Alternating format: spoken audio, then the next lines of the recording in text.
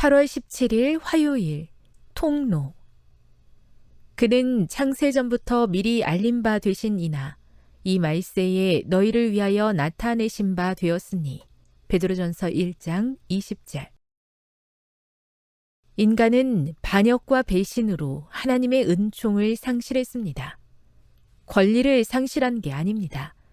인간에게는 하나님의 아들이 부여하신 가치 외에 어떤 가치도 존재하지 않기 때문입니다.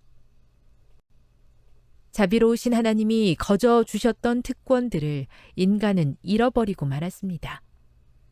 하나님 나라의 율법에 순종하기를 거절하는 순간 그는 하나님의 정부에 불충실해졌고 하나님이 은혜로 주신 모든 복을 누리기에 전혀 부적합한 자가 된 것입니다. 이것이 죄로 인해 하나님과 분리된 인간의 처지였습니다.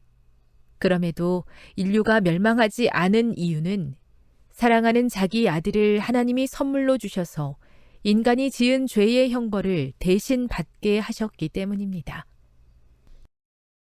그리스도께서 인간의 보증인과 대리자가 되고자 제안하셨기에 인간은 비할 데 없는 은혜를 얻었습니다.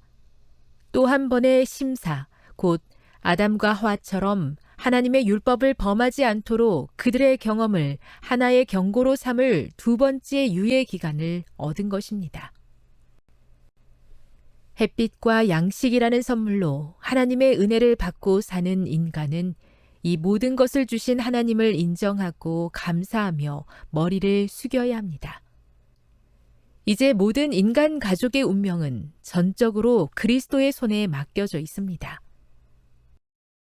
그러므로 돈이든 가옥이든 토지든 생각하는 능력이든 육체적인 힘이든 지적인 재능이든 현재와 미래의 삶에서 우리가 소유하는 것은 무엇이든지 인류의 유익을 위하여 충실하게 활용해야 할 하나님의 보화로서 맡겨진 것입니다.